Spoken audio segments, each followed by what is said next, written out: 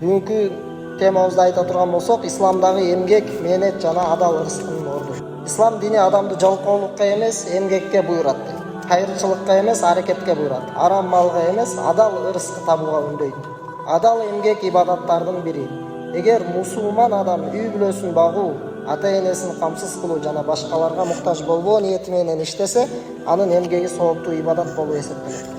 Кайсыл бир адам Алла жолунда биздин ниетибиз айтабыз да, үй бүлөбүздү багып келейли деп сапарга чыксак, анда бул дагы ибадаттын бир бөлүгү болуп эсептелет экен. Адал ырыскыны издөө Аллахтын буйругу дейт.